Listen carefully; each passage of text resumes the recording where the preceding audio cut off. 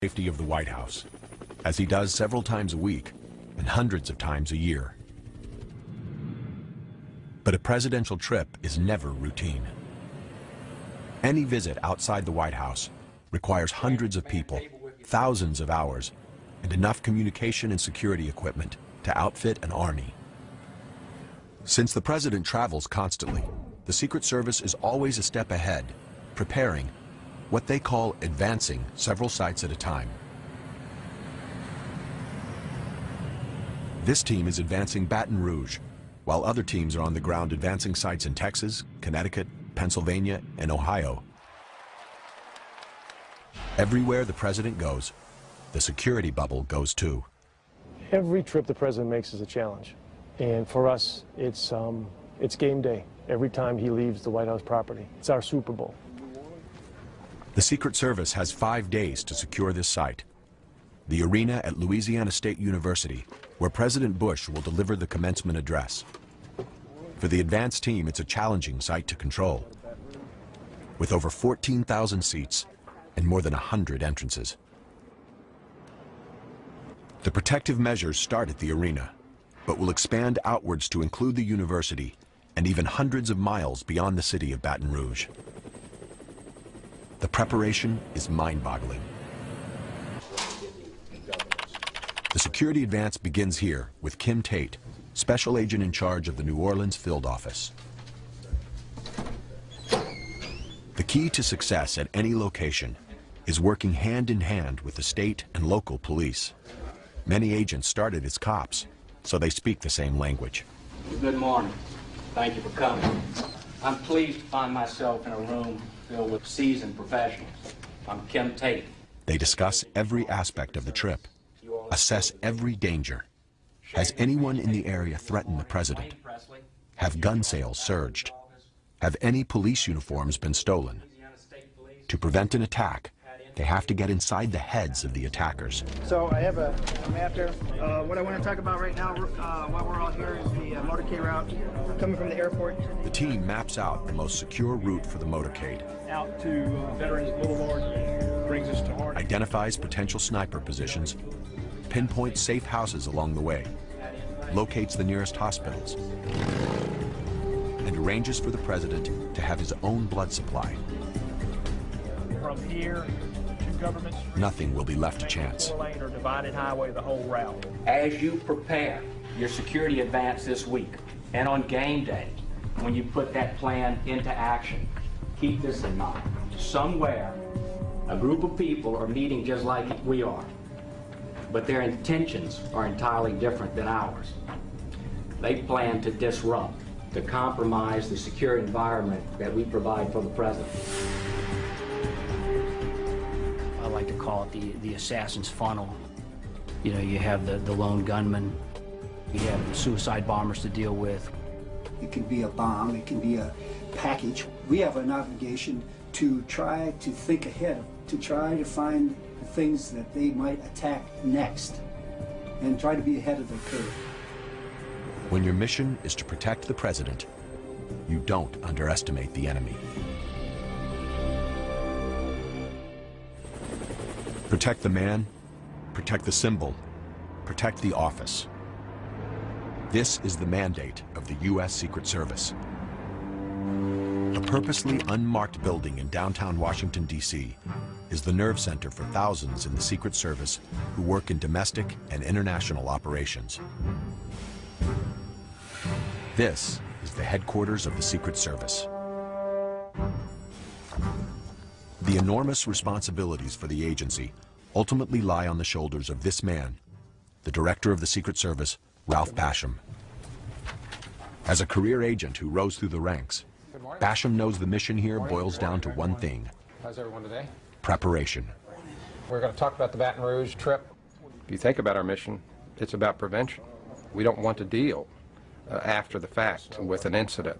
We want to prevent the incident from happening. So that's why so much time and so much effort, so many resources go into the preparation for those kinds of events. Not many people know what the Secret Service does, and that's exactly how they like it. The image of the agent guarding the president is ingrained in our minds. But the Secret Service does a lot more than protect. Deep inside headquarters are some of the nation's top investigative and research units. The National Threat Assessment Center, the Intelligence Division, the Counterfeit Research Unit, the Electronic Crime Branch, and a tracking center for Secret Service protectees, including former presidents, presidential candidates, and visiting dignitaries.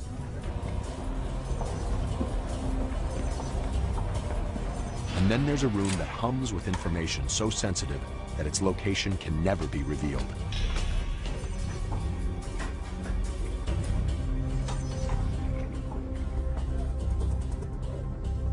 The Joint Operations Center.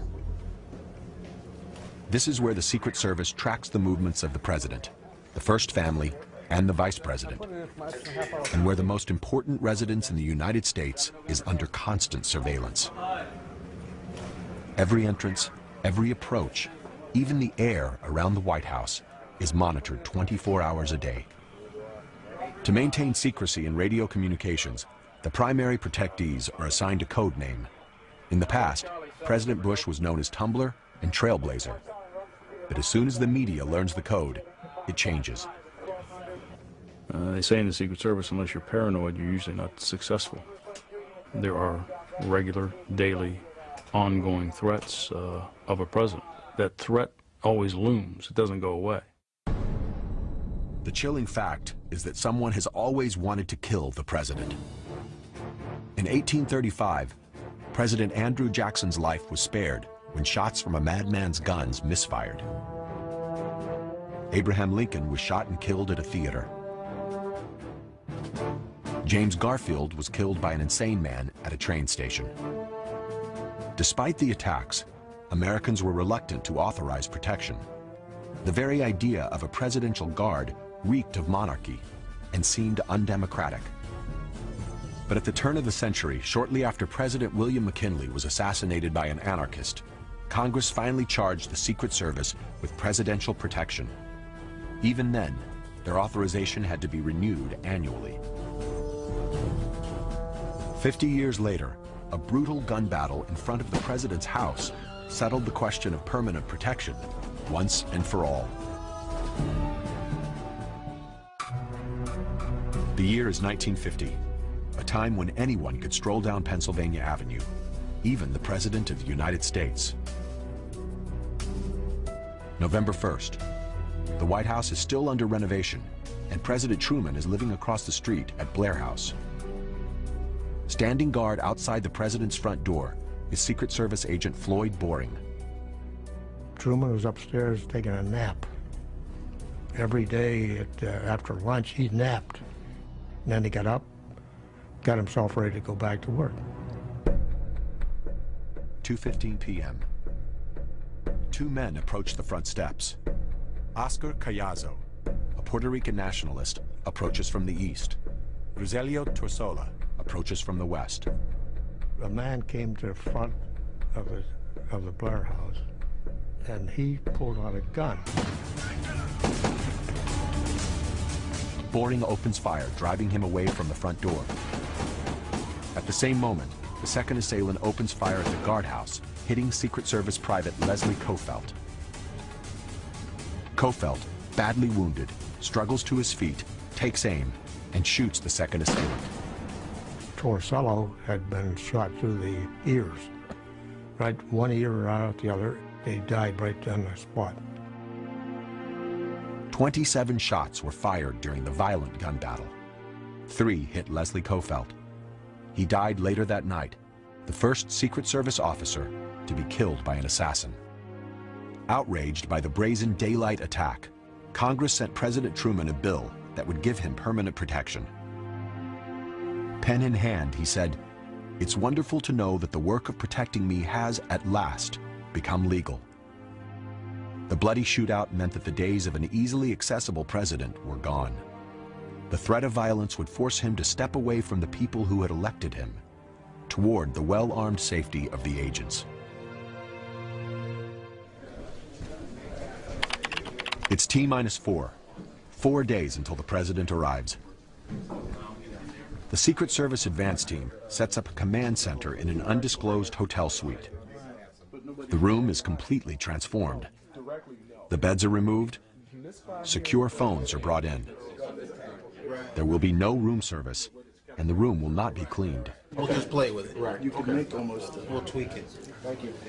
We're going to have 5,200 people coming in. I'll just ask for all the information to be finalized for tomorrow. The site where the president will give his speech is a vast arena. Site Advance Agent Lawrence Tucker and Supervisor Tom McCarthy go over the security plans. We're looking at approximately between 13,000 and 14,000 people in here on the ground level and on up. Only through the eyes of a Secret Service agent can an empty arena seem so ominous. A monster at 74,000 square feet. Where could the threat come from? So where is that? Assailants could slip in through any of the 130 entrances. Pose as a graduate in any of the 14,000 seats. And mags are going to be set up on the far end? The mags will be set up on this end, sir. A sniper could hide in the catwalks above or in air ducts in the floor below. 5 or 6 posts up top and 2 on the catwalk. Potted plants could conceal bombs. So could seat pads on the 850 chairs on the floor. The task is daunting. Sounds good.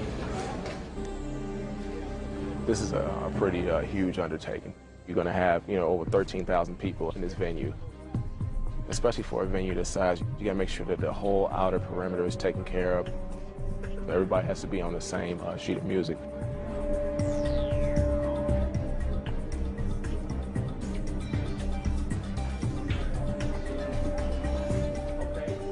Agent Lawrence Tucker, or LT, must do everything in his power to ensure that this arena doesn't become the place where the president is attacked.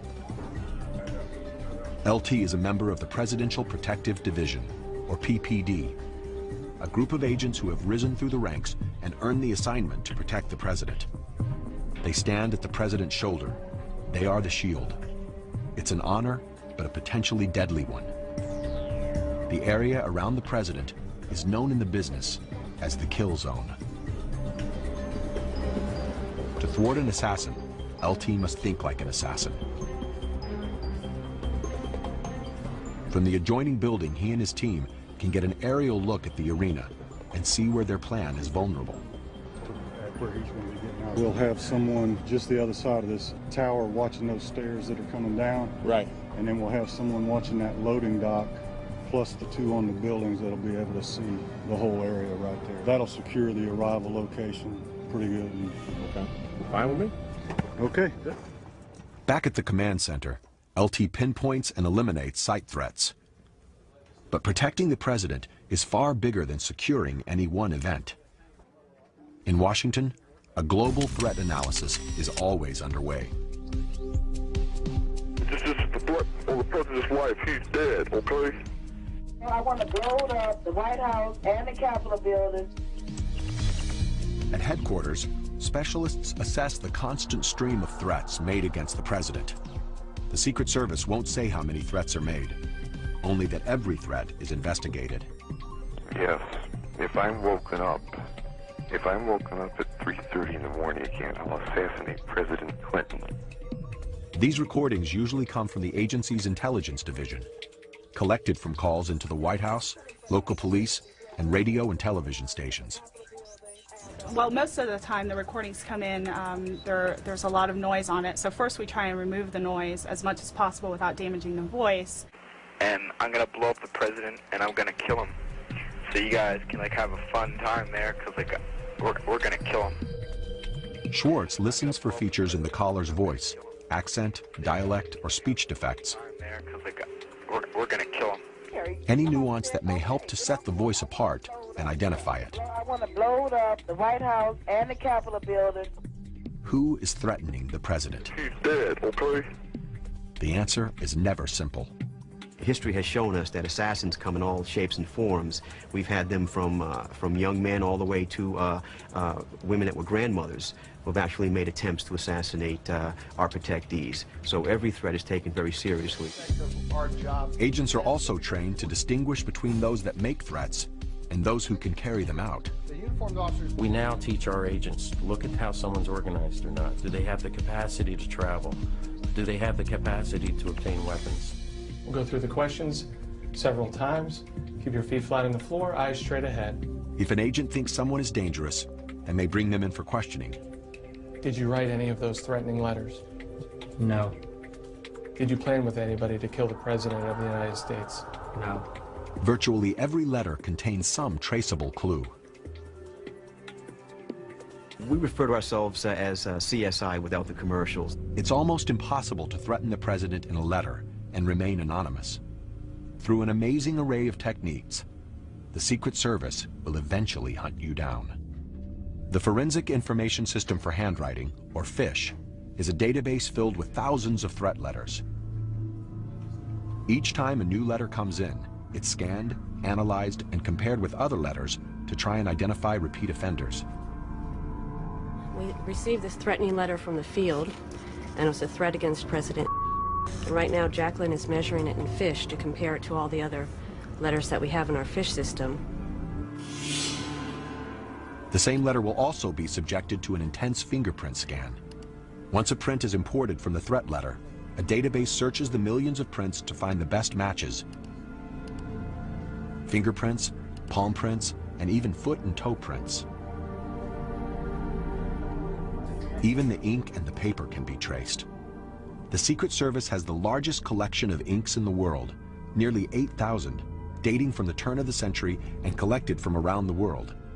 Chemical analysis of the paper can reveal how it was processed, even the kind of trees used to make it. This is the end of the line for the threat letter. Here, the procedure will ultimately destroy the evidence. The letter is put into a chemical bath, which reveals remnants of the author's DNA. The residue will turn a purplish color. Latent fingerprints and any grease or oils are now exposed.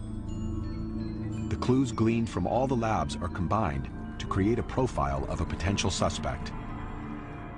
We may not get a match in terms of an identity, but we're able to say that the letter written in Boston 2 years ago matches the one written in Phoenix that we just got in. So we know we have the same person appearing, and that's a great investigative lead for us. Imminent threats are quickly relayed to field agents, like the team in Louisiana. Here, there are just 3 days to go before the President arrives. They've scouted the site. Now they refine their plan.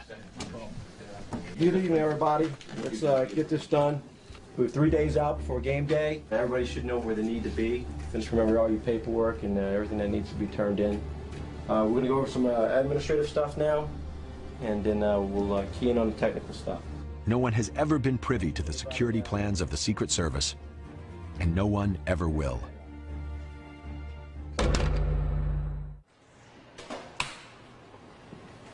Protecting the President has always been difficult. In 2001, events conspired to dramatically increase the danger. September 11th started as a pretty routine day for me. I got in about 7 o'clock, and I got a call from the duty desk, and they were briefing me that we were getting intelligence that there was a potential hijacking. So we activated the crisis center. Deep inside headquarters in a top-secret room, managers and directors began to assess the nature of the hijacking. The first plane hit, I believe, the north towers of the World Trade Center at about 8:45. I thought and hoped that it was an accident, but when the second one hit, we knew that it wasn't. To some agents, it seemed that someone was trying to decapitate the U.S. government. We activated our continuity of government plan, and we deployed agents to locate and remain with anyone in the line of succession. Secret Service protection now extended to the Speaker of the House, the President pro tempore of the Senate, and the Secretary of State. One of the first things we do, obviously, is to locate all of our protectees from the President on down. Not only for the President and the Vice President, but for their families, for former presidents, for foreign dignitaries or heads of state who may be in this country. What's important for us is that we have a plan. If you don't have a plan, the game's over before you begin. In a state of emergency, the Secret Service's plan is to get every protectee to a secure site. We got calls that there appeared to be a plane headed for the White House, and we had immediately called the Vice President's detail. There was no time for chit-chat, no time for, you know, will you come with us? I mean, they just took him. Vice President Cheney said, my feet never touched the floor. Meanwhile, the president wanted to get back to Washington. We agreed that coming back to Washington was not a good decision. So there was discussion on Air Force One between the agent in charge, the president, the vice president, the director of the Secret Service was involved in several conversations, and the national security advisor as to what actions would take place. With Washington and New York in a state of chaos, the Secret Service put the president aboard Air Force One, the one place where they controlled all the variables. There was a very deliberate mood in here. There was a lot of determination and focus on the part of everyone in here to do their job, something that we had trained for and planned for, but had hoped would never happen. And we were watching on television as the towers collapsed.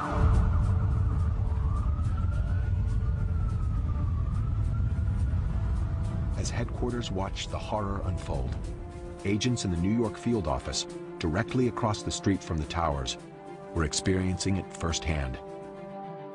We moved out onto the West Side Highway, where I'm absolutely proud to say agents of the Secret Service were conducting triage. We had a lot of injured workers there, broken legs, torn flesh, gaping wounds, and we went right into mode of treating these people. I just felt it was amazing how no matter where you were in the city as an agent, somehow there was another agent that you ran into. I think part of our training was to expect a diversion, expect multiple attacks, and in the back of our minds, I think a lot of us were kind of on the watching and thinking, what else should we expect? I remember thinking myself, looking at trucks suspiciously, like, what will the next attack be? I was absolutely just livid. I was so mad. When that second tower came down and we crawled out from underneath the car, I was so mad. You knew what it was at that point. You had clear understanding we were under attack. One officer's heroic efforts to rescue other people cost him his life. Craig Miller died in the chaos. That was probably the most difficult time we had. There were a lot of questions everybody had and we didn't have answers to. Well, I think since 9/11, the Secret Service may be more careful about the president even than before. The Secret Service emerged from 9/11 confronting an inescapable truth. Terrorism had redefined the threat spectrum. It's probably changed the stress level by twofold. The very violent and random attacks that are brought on by terrorism are something that the Secret Service is extremely concerned about. We all did it, and we did it after swallowing our personal horror of the tragic events of that day in a fleeting moment and getting on about fulfilling the mission that we in the Secret Service are tasked with doing.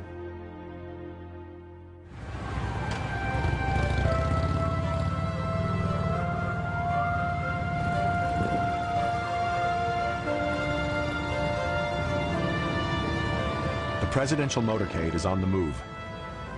A trip to an event in town. They've driven the route hundreds of times.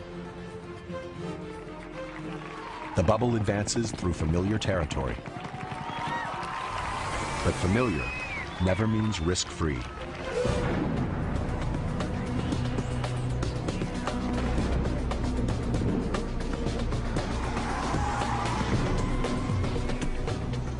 Welcome to Beltsville, Maryland, training grounds for the Secret Service. Here, agents and officers learn to handle disasters by experiencing them again and again. car bombs, snipers, gas and chemical attacks. A chilling variety of assassination attempts are launched against the agents in training. There may be instincts that all of us are born with to move away from danger versus moving toward it. One of the things that the Secret Service does through its training programs is take that out of you. You're hearing shots go off, shots be fired, and you're still responding to the problem, not running away from it. Thick forest surrounds the Beltsville compound, making it invisible from the road. But inside, it feels and sounds like a Hollywood backlot. There's a tactical village with a main street and building facades to scale. And half of Air Force One. This is where Secret Service agents come to prepare mentally and physically for the worst. Okay, guys, obviously we've given you the worst case scenarios in our training here today. Hopefully you'll be able to respond without thinking, so in the real world, if the extreme happens, you'll be able to do it and be successful. It's a type of agency that takes perhaps a type A personality, type A squared. They are mostly very measured people, very under control of their emotions at times of stress. Smart, very meticulous planners. Through training, through a mindset, through a conditioning, be prepared to step up when the time comes. The culture is not the biggest and the strongest that come to the table. It's the swiftest and the smartest that come to the table. Every agent learns how to take down a potential assassin, how to fall out of a moving car, to treat for shock and for bullet wounds. They endlessly repeat hundreds of maneuvers to create a Pavlovian response, a muscle memory, the right reaction to a situation the agents hope will never happen. It's not a, let me stop and think about this for a minute, and then make a decision. It is a reaction that comes from just the constant, repetitive training. Some agents go through an intensive evasive driving course, a key part of protecting the president. In a worst case scenario, you know, if the motorcade was attacked, it's all really about, you know, protecting the main guy.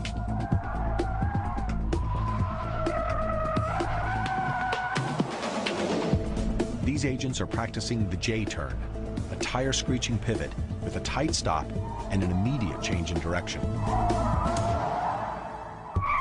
With these turns, we can approach speeds of 60, 70 miles an hour.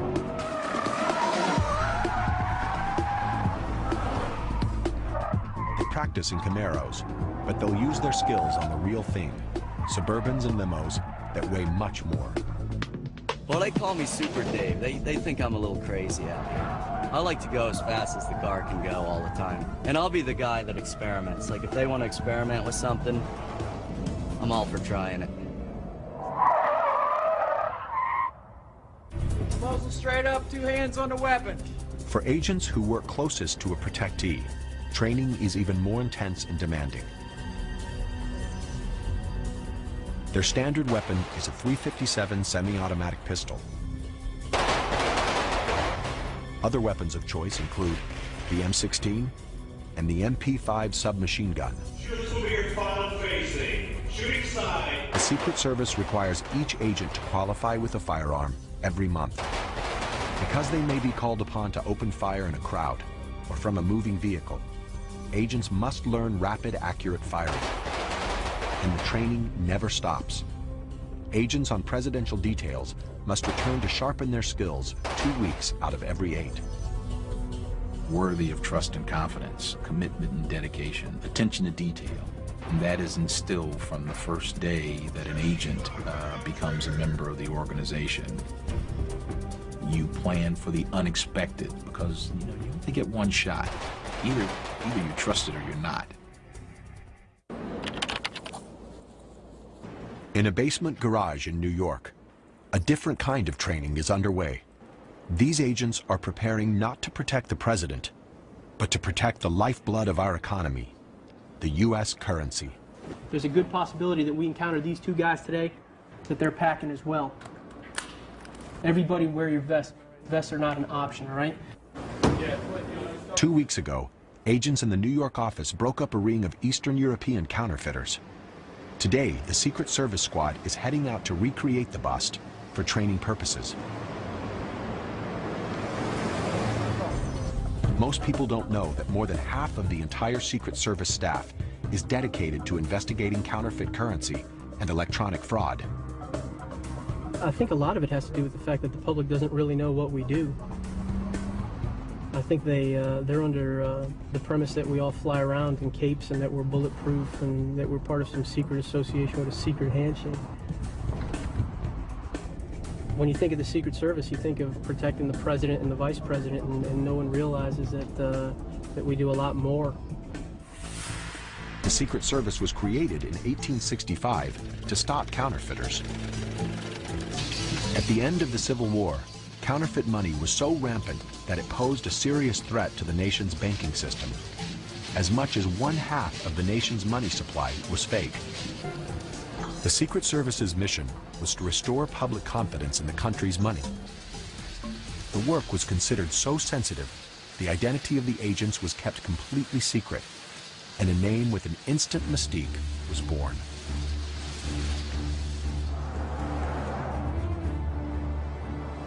Almost 140 years later, the Secret Service is still on the case.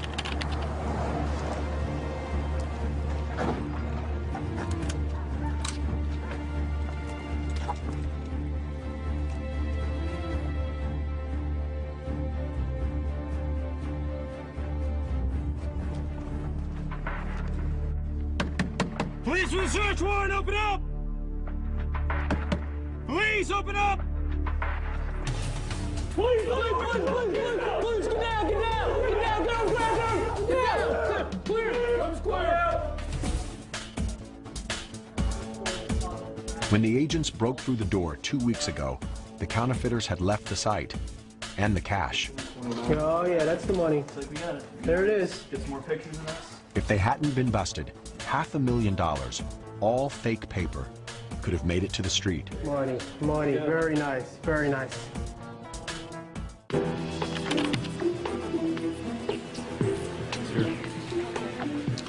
The field agents send the suspect money back to the lab in Washington, where specialists will carefully scrutinize every bill. Counterfeit specialist Lorelei Pagano is an expert at identifying bogus money. Everything comes to us as suspect. To confirm that it's fake, Pagano first checks security features embedded in the paper, the printing, the ink. If you examine the counterfeit that's just come in, you hold it up to the light, you can see that there is an image of Franklin and that there is a thread. However, if you look at it through a light table, you can actually see that there's a commercial watermark and it says recycled. So right away you would know that that's counterfeit. Another trick is to change the denomination of a bill so that a 10 becomes 100. But the counterfeiter basically just eradicated all of the areas where it said $10 and then changed them by hand and raised the denomination to 100.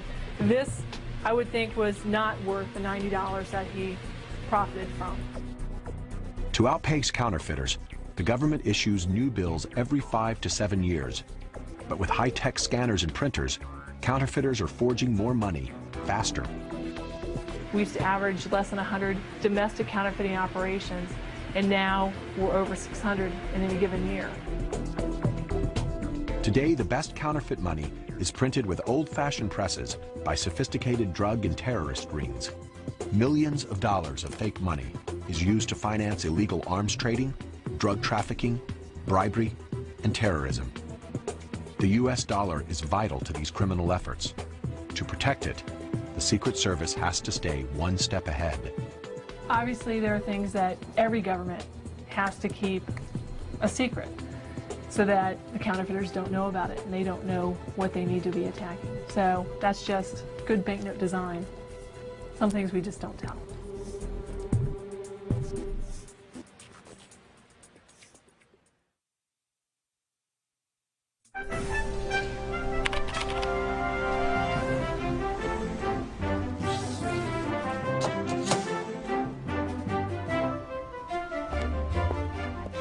In an undisclosed location, Agent Ken Valentine cleans and polishes the president's car.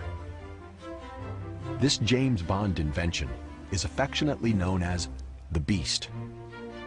I'll tell you that the car has two limitations as far as we're concerned. It doesn't fly and it doesn't float. The agents protect information about the car with the same tenacity that they protect the president. How thick are the doors on the car? The thickness of the doors is a matter that we're not prepared to discuss. What kind of armor does it have? Well, I'll tell you the armor is state of the art, but beyond that, I'm not at liberty to discuss the armor or the capabilities of the armor. Is it bomb-proof? Is it bulletproof? It's very capable. What kind of security measures are there in the car? I'm not at liberty to discuss the security measures other than to say that it's a very capable vehicle. The details of the Beast may be classified, but like other armored cars, it probably features a remote starter with bomb detector, a self-healing fuel tank, supplemental oxygen, and wheel inserts that allow the limo to drive even when the tires are shot out. One thing is clear. Any car with windows as thick as phone books and doors that weigh hundreds of pounds is not like any other car in the world. But the Beast is more than an armored car. It is the response to a nightmare, an event that shook the world and changed the Secret Service forever. President Kennedy loved people, loved to be around people. We had gone from President Eisenhower, who was a retired general, to a former senator who was very free and wanted to do things that we were not used to having him do. We went from the hotel to the airport and flew from Fort Worth to Dallas in Air Force One. And there was a large crowd at the airport in Dallas. November 1963. President and Mrs. Kennedy are in Texas to rally support for the next presidential election. Their two-day trip includes a motorcade through Dallas. Clint Hill is assigned to protect Mrs. Kennedy. He is stationed on the runners of the follow-up car, directly behind the presidential limousine. Along the way, there were large crowds. We stopped a couple times to permit the people to shake hands with the president.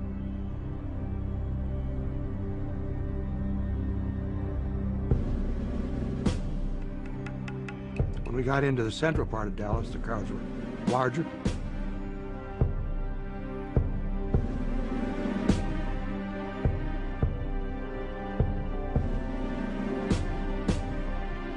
As we proceeded down through the center of Dallas, on occasion I would move from the follow-up car up to the back of the presidential limousine.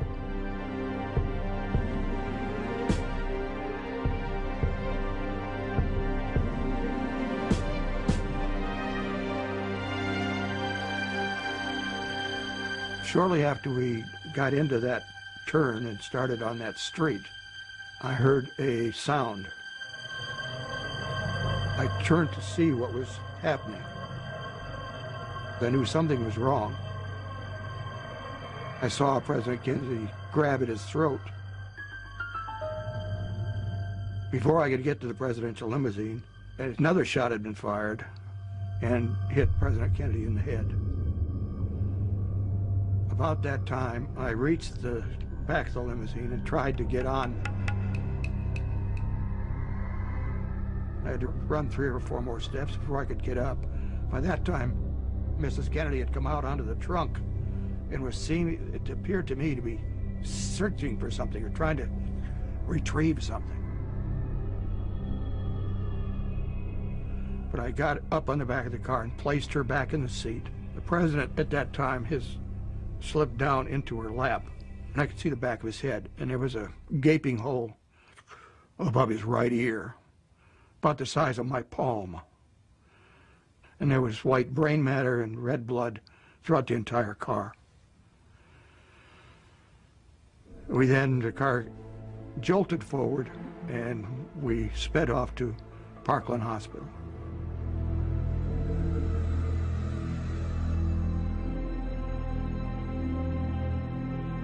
as a stunned nation struggled with the enormous tragedy of a young president's murder. The Secret Service couldn't stop to mourn. They quickly moved to protect the new president. But the assassination shook the organization to its base and left the agents on the detail devastated. It was our responsibility to protect the president, and we failed to do so. Anytime that you have a job to do and you don't do it, you've failed. The failure to protect Kennedy forced the Secret Service to ask difficult questions. Should the president be allowed to ride in an open car?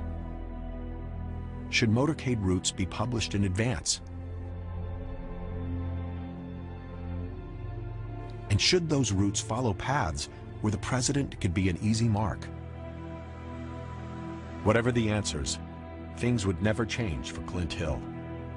It's something that will never go away. I still have nightmares about it. It bothered me from that point on, and it got progressively worse. Eventually, that's the reason I retired, is that the doctors finally told me that you just can't go on.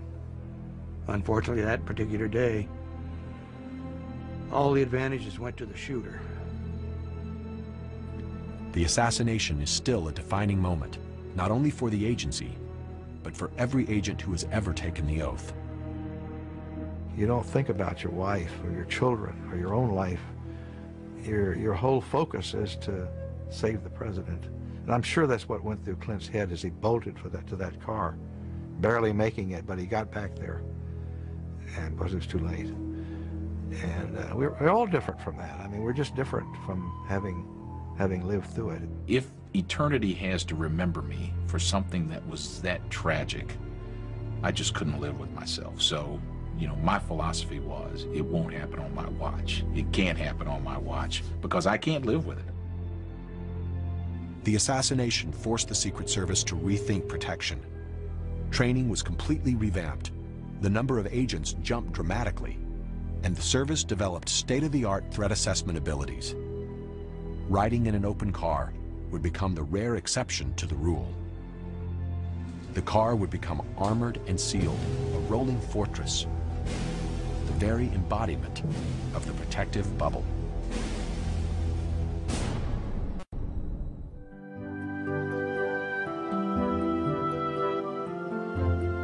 The public persona of the U.S. president is that of an everyman. We see him leaving his house, waving before he goes off to work. He seems to do many of the things that we do. He doesn't rule from a palace or an ivory tower. He isn't surrounded by a presidential guard. He appears to move about freely. But he is only free within the bubble, and even there he is constantly covered. When the president crosses the White House lawn, Secret Service counter-snipers are poised on the rooftops. The emergency response team is concealed in the bushes. The Secret Service's Uniform Division has a highly visible presence patrolling and guarding every access point. Together, these protective units maintain a nearly impenetrable cordon around the White House. Outside the White House, the risks increase. So do potential conflicts between White House staff and the Secret Service.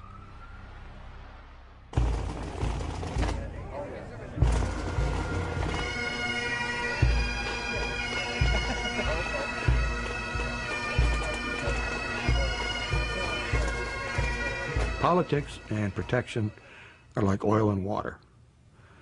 You really have to have a good blender in order to get it to work right. You know, if we had our way, we'd probably bring the president out once a year in a bulletproof capsule and show everybody that he's alive and then take him back near the White House.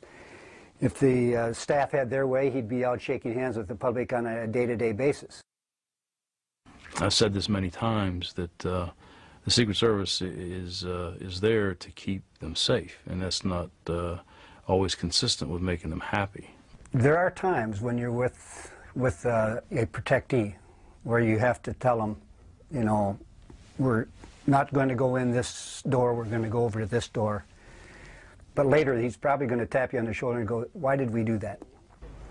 And I would suggest that you have a pretty good answer.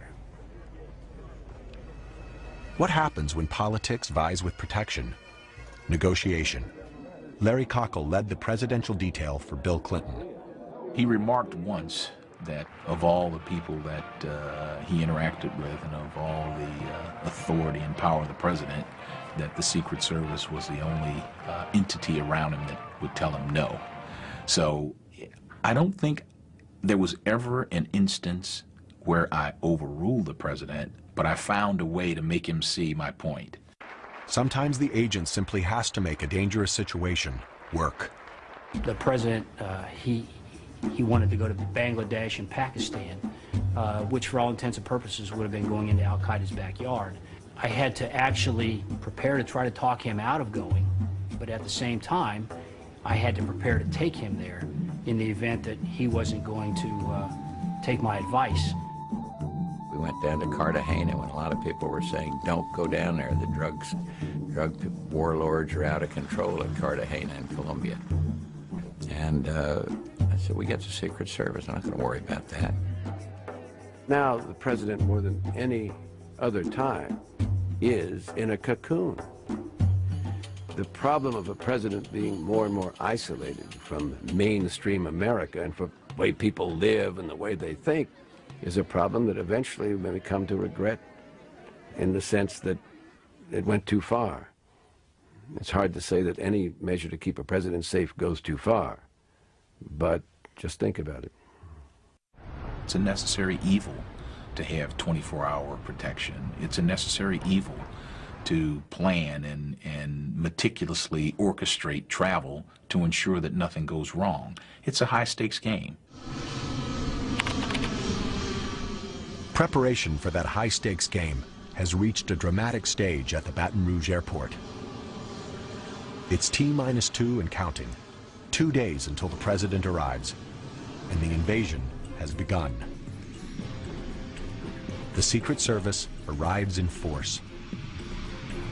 2 Air Force C-141 cargo planes packed with tons of equipment and enough manpower to staff a small army have landed. Inside, every imaginable security tool. Metal detectors and communications equipment.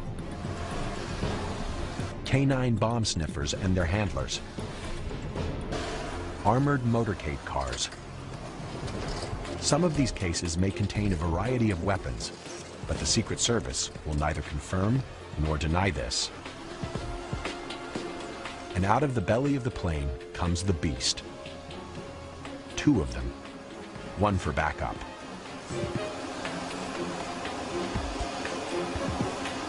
The Secret Service team expands to include counter-sniper and counter-assault teams, technicians and support staff, drivers and spotters, doubling the number of agents and officers on the ground. Secret Service strategy is to meet any threat with overwhelming force. Prior to the arrival, the motorcade is going to stage in this general area over here. Supervising Agent Tom McCarthy begins to nail down the security plan at the airport location. The president's going to depart off the plane, meet his greeters at the bottom of the steps. When we travel with the president around the world, we have to be sure that he is as safe anywhere in this country or anywhere in this world as he would be at the White House. We bring this bubble and we make sure that he's safe. The scope of presidential protection is unlike anything else. But one other person whose protection approaches this level is the presidential candidate. Candidates had always lived outside the bubble until a deadly attack in 1968. American troops and American Marines. June 5th, 1968. Presidential candidate Robert F. Kennedy has just pulled off a dramatic primary victory in California. As he leaves the hotel through a jubilant, uncontrolled crowd, a Palestinian student, Sirhan Sirhan, steps forward and fires 7 shots at point-blank range. It's the first time in United States history that a presidential candidate is gunned down on the campaign trail. Today, the Secret Service automatically protects the candidate 120 days before the election. For For candidate John Kerry, it's his first time inside the protective bubble. You don't notice it, except if you have to just walk to the drugstore or go do something totally normal. It's, I guess, just part of the business. It does feel a little bit restrictive, but you know that they're there because it's a dangerous world, and they're there to protect you. For the agents, the stark memory of Robert Kennedy's assassination is a constant reminder of the dangers that may lie ahead. I think there's a number of incidents that keep us motivated when we go out on the campaign trail. Going back to President Kennedy's assassination, also the candidate Kennedy's assassination. Those things keep us motivated and keep us on top of our game, even in the long, trying days of the campaign. Though the protection isn't quite presidential, it's still intense, because the risks are just as high. This is a unique visit today in Davenport, Iowa, because the president is visiting here simultaneously with Senator Kerry. What happens when not one, but two Secret Service bubbles hit the same town at once? In Davenport, local authorities were stretched, and local bank robbers had a field day, knocking off 3 banks. The whole point of the campaign for any candidate is to connect with the crowd. The agents have to balance the candidate's desire to be in the crowd with the safety measures needed to keep him alive. During his speech, Kerry appears to be out in the open with no visible barrier, but the platform is surrounded by bulletproof armor. What the crowd sees is a campaign banner. Agents take positions at the sides of the stage, and a Suburban stands by to whisk Kerry away if there's trouble. But the candidate can't worry about trouble. He has to work the crowd, and often the only thing between him and the crowd is the agent. Every protectee is different. They have their own mannerisms and expectations, and we're able to adapt to those and adapt the security methodology around that. In the months leading up to the election, the Secret Service must adapt to Kerry's style, and Kerry must learn to live in the shadow of protection. I spend a lot of time on rope lines. I talk to people. I dive into the crowd. If you want to meet with people and you want to go out and get in a room and have them ask you questions, there's every way in the world to do it. I do it every day. But Kerry is not the only one adapting to full-time security. His family has to adjust too. The whole thing is an intrusion on their lives. It's hard. I mean, we all sat down and I asked them. I didn't do it just, willy-nilly. And there are different attitudes among different members of the family about it. And I think everybody's sort of accepted that even though it is an intrusion, they're willing to do it. If the candidate is elected to office, he must take what comes with it, and so does his family. When Dad became president in August, all of a sudden, boom, our life changed overnight. And I remember the first moment the head of my detail came up to me, and he came up and he said, listen, I know this is a big transformation for you. We're not here to be your parents. We're not here to tell you what to do, what not to do. We're here to make sure you don't get kidnapped, shot, killed, held for ransom. Mrs. Clinton received numerous death threats. We had some person who basically was, I think, stalking Chelsea Clinton. These incidents were never reported and never talked about, and we never let this information out. It was not our job to discuss it. There were special times when the president and Chelsea were together, when it was really important that Chelsea not experience this very heavy security presence. So those times we would give him space. They were really good about trying to be flexible. Sometimes Chelsea and I would walk downtown in Washington and go to a bookstore or something like that. But I tried to give them enough notice so that they could prepare. I felt that on occasion, giving into the security requirements did isolate me from the public. after a man with an assault weapon shot up the White House. The Secret Service asked me to stop running on the mall. So I did, but I hated it. You know, it was my one sort of daily contact with ordinary citizens. There are times when life inside the bubble is claustrophobic. There's not a whole lot of privacy for a president or a first lady. You see them in every situation they're in. You see them when they get up in the morning, when they go to bed at night. You see them when they're happy, you see them when they're sad. So you see them under every situation possible.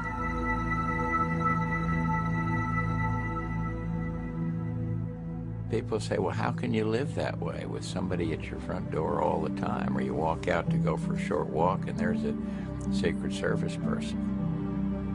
It can be annoying from time to time to have people following you literally every step during the day. Presidents are no different than anyone else. They simply need their space, and you try to give them that. They simply need to go out for a run, and you try to give them that opportunity to do that in the most secure environment that you can provide. That's a part that I don't think a lot of people understand about the Secret Service. We're trying to make these people's lives as normal as we can, even though they are protected on a 24-hour basis.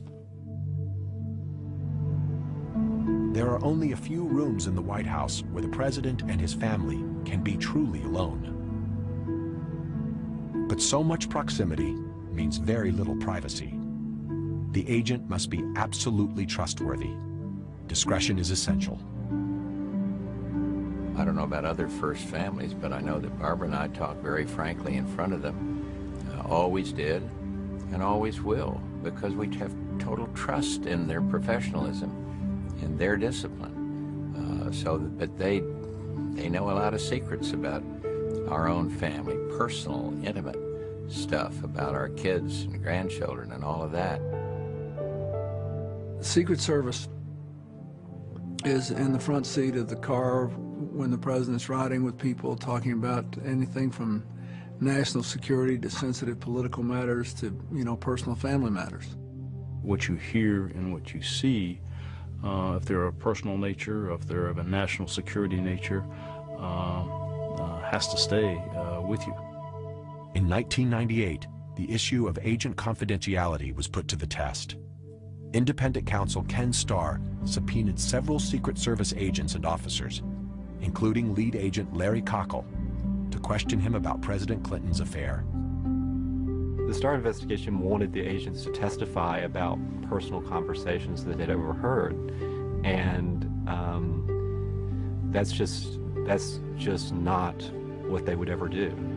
We internally in the organization didn't want to be perceived as flies on the wall.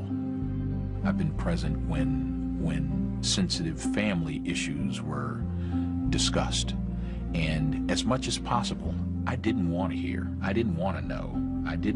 I felt awkward being present, but I knew my presence was compelled by law. The Secret Service contended that requiring testimony from their agents and officers about the very people they protected compromised the essential trust necessary to keep them safe. We felt very strongly that our agents shouldn't have been summoned to testify in that grand jury. We still don't think it's correct. We argued that all the way to the Supreme Court. But the Supreme Court ruled that the Secret Service was not immune to subpoena power, and ultimately, Agent Larry Cockle and the others were compelled to testify. It was one of the few times in history that the Secret Service was forced to violate the unwritten code of confidentiality that is their trademark. A difficult job just got tougher. It was a tough time for the Secret Service. We all felt that that it's awkward to compel anyone to be subjected to a set of circumstances and then use it against them. ID, sir. Thank you. Thank you. T-1. 24 hours before the president arrives. More agents and officers stream in for a final Secret Service briefing. The agenda is so sensitive, there's even security screening for the security briefing. First, I want to thank Lou Velez, who's created a tremendous security plan here. Okay, we'll go ahead and get started. It's Friday, May 21st, 9:15 a.m. President Bush arrives at the Baton Rouge Metropolitan Airport. The advance team runs through the entire security plan so that every team member knows their role. New threat assessments are reported and potential responses are built into the plan. By game day, the details of the plan will be so ingrained, execution will be second nature. The team appears to have doubled in size again, but the Secret Service will not reveal the size of their force. We've had our people in place here working with the local law enforcement for over a week now. We're finalizing all the details tonight. We're very confident that tomorrow will be a success. And once we complete tomorrow, we'll go on the road and do it again someplace else. Remarkably, while this Secret Service team advances the LSU event, other teams are advancing 5 more sites around the country. The president makes hundreds of trips per year. For the Secret Service agent working protection, there is no break. As soon as an agent finishes one advance, they'll go to another. It's not a job for them, it's a way of life for them. It's a lot about being patriotic, and it's a lot about doing the right thing. It's not all 007. There's some very difficult times. There's times away from home. There's times that you can't be there for Christmas. There's times that you can't be there for birthdays. Our wives and children would probably say that there's only one family, and that was the Secret Service. At the time, I didn't understand how stressful it was. I would say during the time I was in charge of President Clinton's detail, I can't remember a night that I had more than 3 hours of continuous sleep. To limit the toll, agents generally work no more than 5 years on the presidential detail. It takes a great deal of concentration to continuously do what you have to do. But you never know what's around the corner. Everybody burns out. No one maintains an edge constantly. There's a great support network amongst the agents, and I think we all watched each other to ensure that the stress didn't overtake us, that we paid attention to friends and colleagues working around us. There is a brotherhood among agents. You're bonded to those guys forever. It's one for all and all for one kind of situation. You live together, you eat together, sleep together, you work side by side. These are people I literally grew up with. They're like childhood friends, if you will. There's nothing I wouldn't do for them. At the same time, I know there's nothing they wouldn't do for me. Agents need that kind of support, especially during presidential campaign season. Campaigns are unpredictable and largely unscripted. Working protection in this environment is one of the most stressful jobs they do. Some of the toughest challenges are unannounced stops, instances where the candidate decides to get off the bus and the schedule and meet the people. On these off-the-record stops, known as OTRs, the agents have no choice but to follow the candidate. In a campaign, there's no way of screening every individual that comes out to greet the candidate. When he decides to go out and press the flesh, the agents can't stand in front of him. They have to be to the side, so he's exposed. In August of 2004, candidate Kerry's bus makes several unannounced stops between Davenport, Iowa, and Hannibal, Missouri.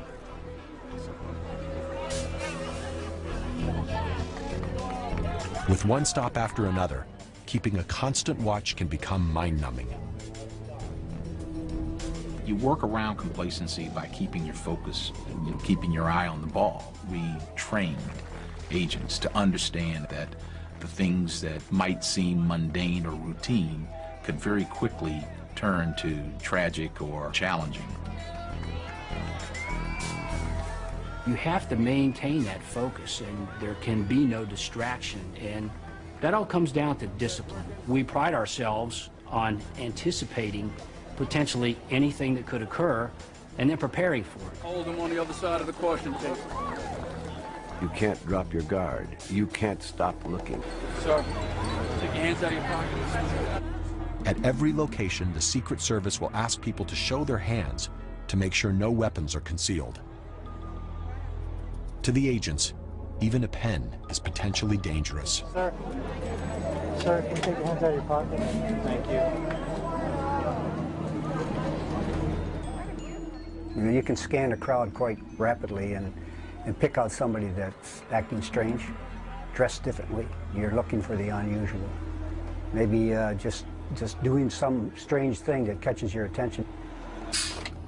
An unannounced stop is still something that is allowed. I don't know how the Secret Service could prevent it. But at that moment, the stress level goes way up. You never know who might be there. You never know what might happen.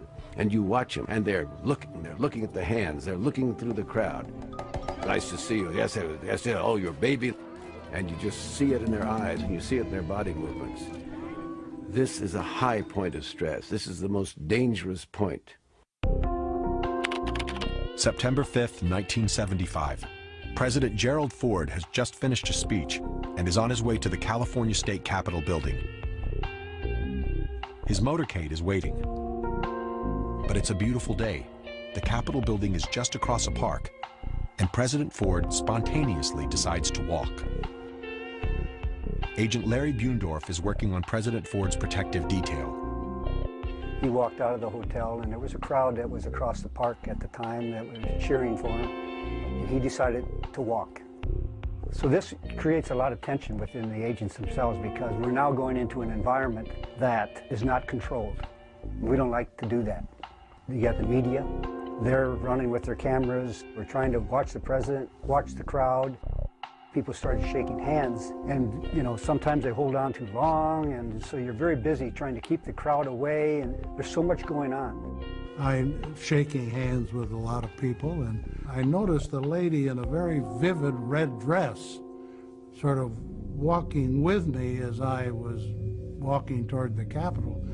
And all of a sudden, I went to shake hands. I see a hand coming up with a gun. And I'm thinking at the time, I'm going for this. And I stepped in front of the president. Squeaky Fromm was pulling back on the slide. I hit it, stopped the slide, pulled the gun away, pulled it up to my chest. She's screaming. I've got the gun and I've got her, and I'm not letting go.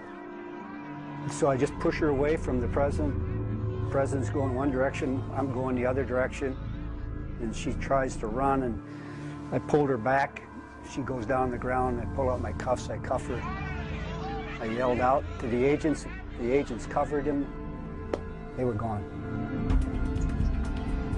How could the agents have predicted that Lynette Squeaky Fromm, a member of the Manson family, would be waiting for the president on a route he wasn't certain to take? What she was doing in the park, who knows? What she's doing with a .45 strapped to her leg, who knows? But she decided at that moment to make a statement. I happened to be looking in the right place at the right time and did the right thing. Agents always have to be alert. They've got to be watching for that person in the crowd that's acting alone. Larry Buendorf's instincts saved Gerald Ford's life. Do you think back at it? A lot. You do. You think about it a lot. Because you know how close it could have been and how it might have changed history if it hadn't gone down the way it went down. Astonishingly, just 17 days later, it happens again. September 22nd, 1975. White House photographer David Hume Kennerly is waiting with the press pool for President Ford to exit the St. Francis Hotel. I went out and looked at this crowd on the other side of the street, and I just said, I got such a bad feeling from it, like this sense of dread, really. When President Ford came out of the St. Francis Hotel, I have a picture of him waving to the crowd. And then the shot was fired, and you could see him wincing. I was shot at by Sarah Jane Moore, who was across the street. Thank goodness a Marine standing next to her saw her in the process and hit her hand, and the shot went above me. the Secret Service jammed me into the back of the limousine. And they were all kind of laying on top of him as they're driving off back to the airport.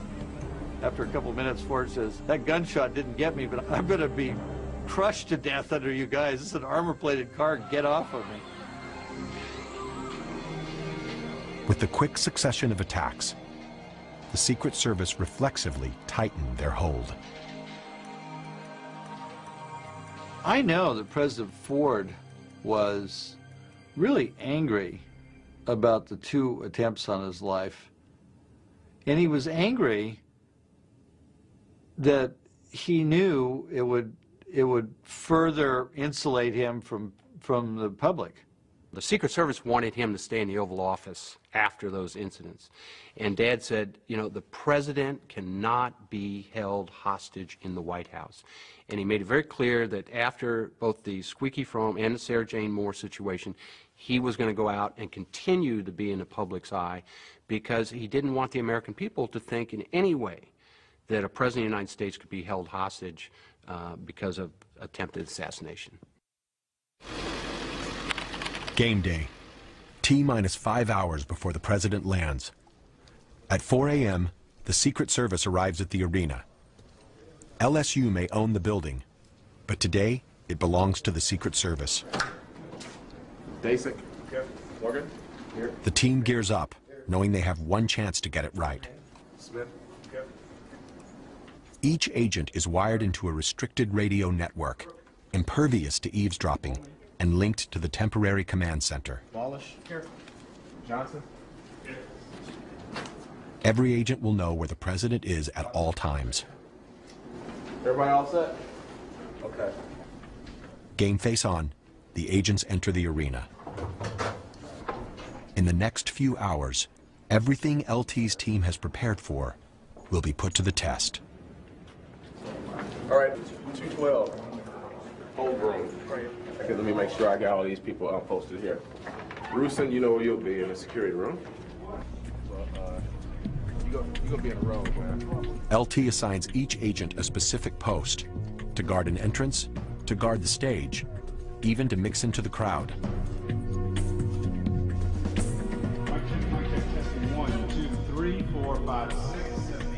At T-minus 3 hours, the Secret Service hold on the arena begins to tighten. 1, 2, 3, 4, 5, 6. They now execute a comprehensive search for bombs and weapons, called a sweep. Ladies and gentlemen, the President of the United States.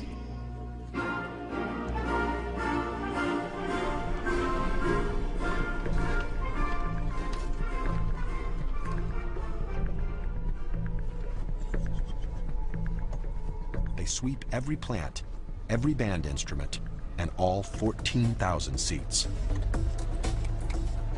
These Belgian Malinois are considered some of the best bomb detectors in the world.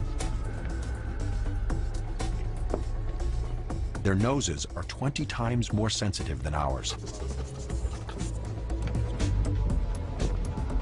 As these teams sweep the inside of the arena, other teams check the basement, the roof, and the area under the bleachers. Game day, ready to go. T-minus 2 hours. Once the building is swept, it's sealed off. No one will be allowed in without going through a metal detector first. Magnetometers and several officers guard each of the entrances.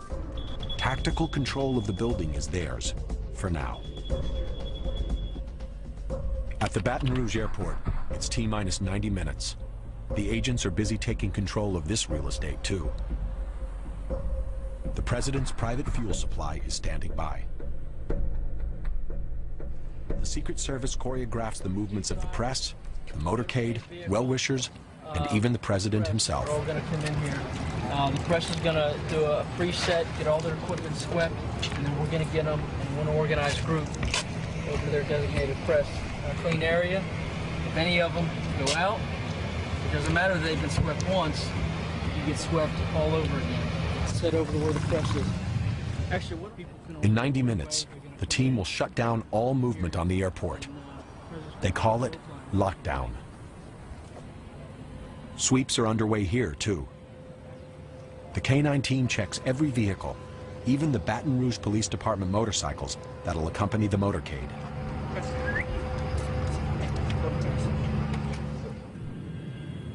T-minus 15 minutes until the president arrives.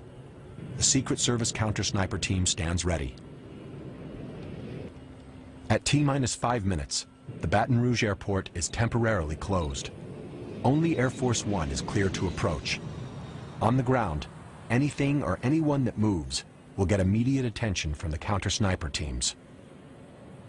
Their measures may seem extreme, but the agents know that history has a violent way of repeating itself.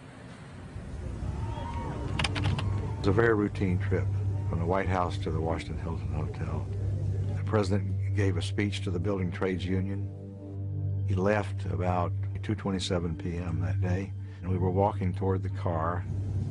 When the president came out of the door and started to his limousine, and some of us began to shout at him. Remember the lady behind me saying, "Mr. Reagan, Mr. President."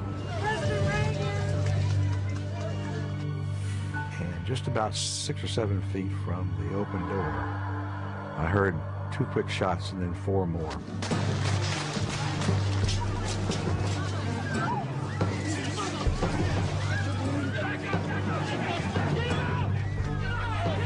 The first 2 shots hit Mr. Brady and Officer Delahanty, and the third one hit McCarthy because we're pushing the president behind McCarthy.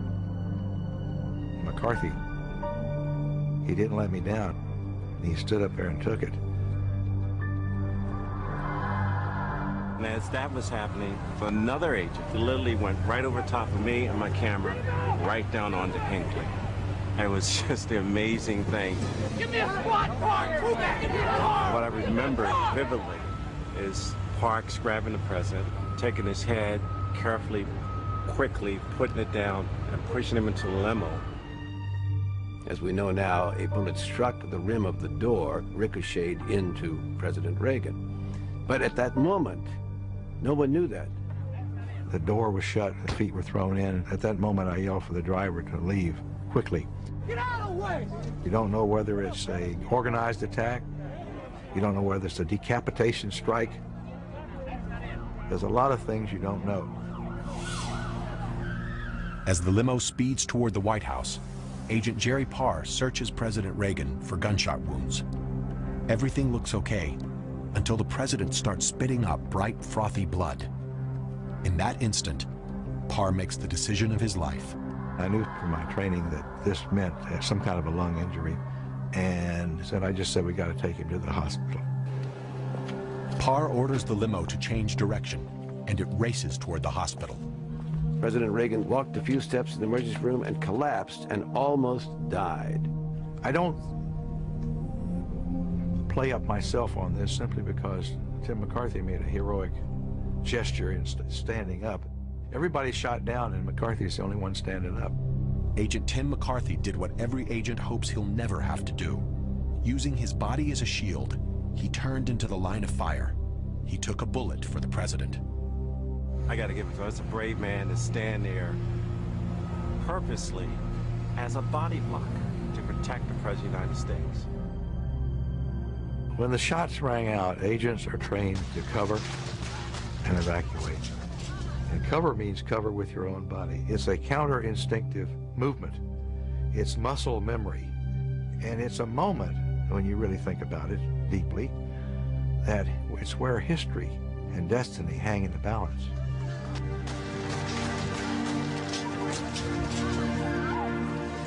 It's where all your training and truth come together in that one moment. Fortunately, no one died that day. The president, Agent McCarthy, and Officer Delahanty all recovered. But Reagan Press Secretary James Brady was severely wounded and permanently disabled. So what did the Secret Service do for Ronald Reagan that day? Well, they didn't prevent John Hinckley from shooting him. The rules were such that civilians, without having been checked by a magnetometer, could be right there on the line, and one of them had a gun. But once the shots came, they performed brilliantly. and they saved the president's life. The assassination attempt forced the Secret Service to ratchet up protective measures even more. They plan for the worst and hope for the best. That's what they do every time they take the president out. Prepare for the worst, hope for the best.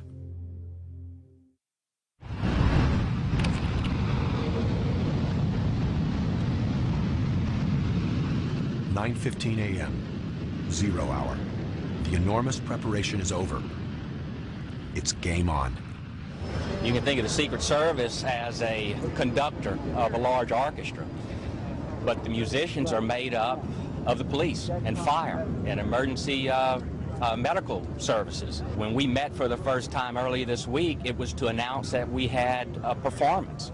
We didn't have a musical score. We didn't have a security plan. During this past week, we came up with that composition. Today is the event.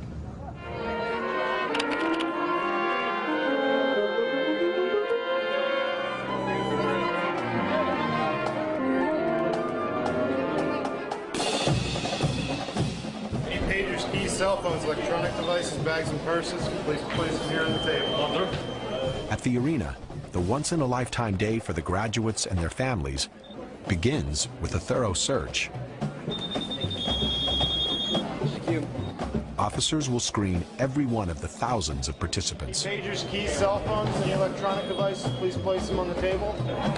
They scan intently for weapons, explosives, even remote control devices.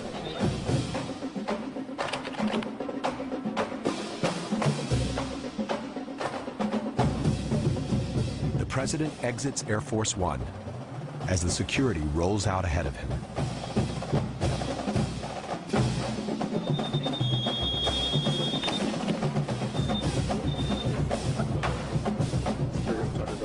Secret Service agents and officers are literally everywhere. If they do their job well, the heavy security will feel invisible. The graduation will take center stage. They dress to blend in with the crowd, their suits tailored to conceal the weapon each one carries.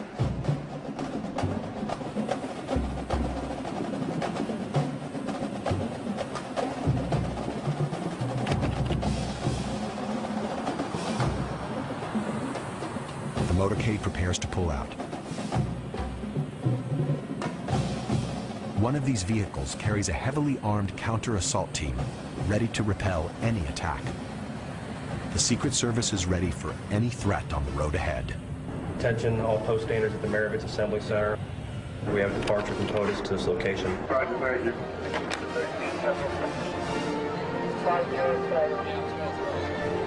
POTUS, shorthand for President of the United States, is T-minus 10 minutes away.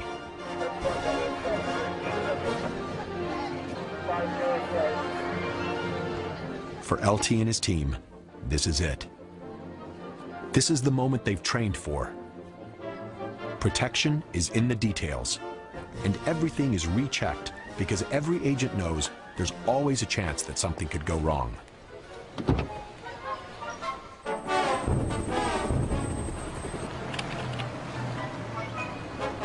The beast arrives, right on schedule, to the minute.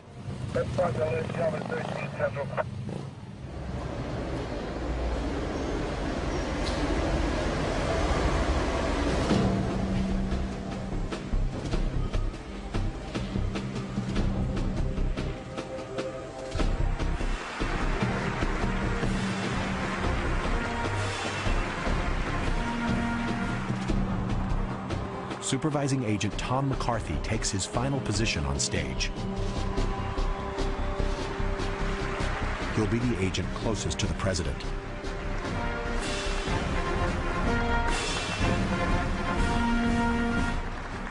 Ladies and gentlemen, the President of the United States.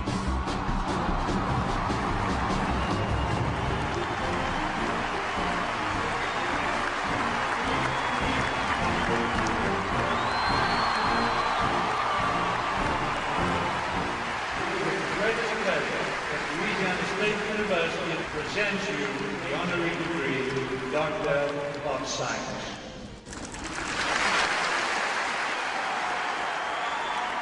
" Thank you all very much. I want to thank you for the warm welcome. I'm honored to be with you on graduation day. I speak with some authority here.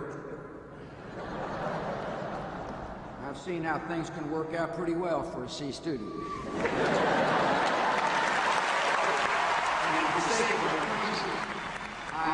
While the president gives his speech, the agents live in a parallel world, a world of intense vigilance.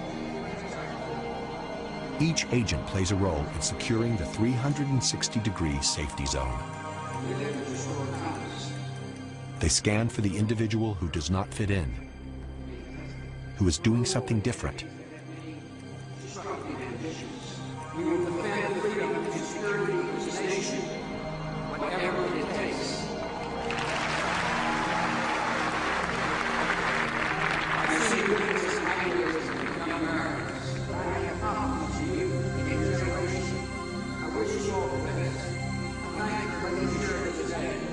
I'm proud to be the emperor of the class. Congratulations.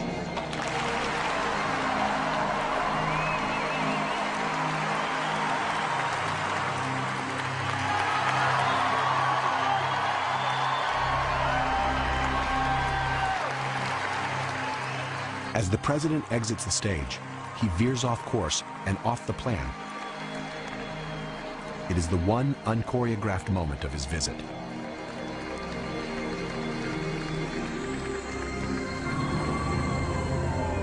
Then the ranks close, and he is in the cocoon again and on his way back to the airport. But for the agents, it still isn't over. On the tarmac, a crowd of 300 wait to see the president off. They look like a spontaneous group, but they are not. They have all been invited and screened. They are temporary guests inside the bubble. Sure.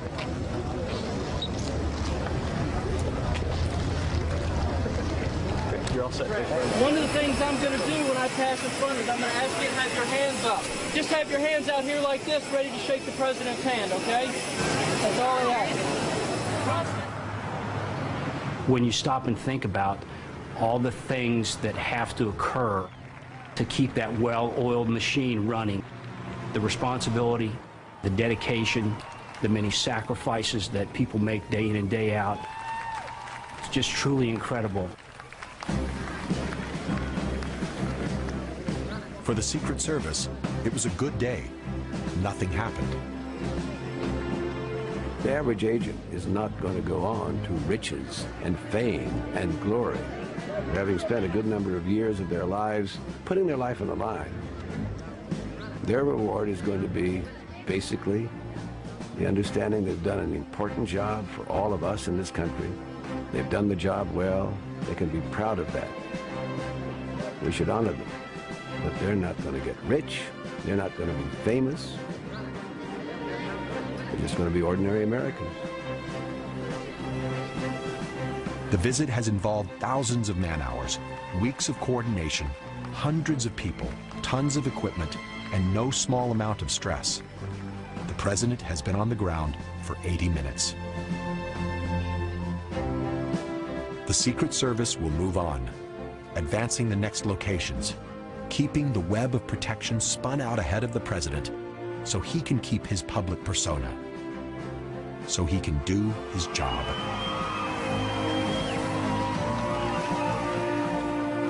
It was an incredible experience. It was an opportunity, it was an honor. Of all the things that I could have chosen to pursue in my life, I'm glad I had the opportunity to serve in the Secret Service. The things that I've witnessed as a part of history have been incredible. I wouldn't change it. I'd do it again.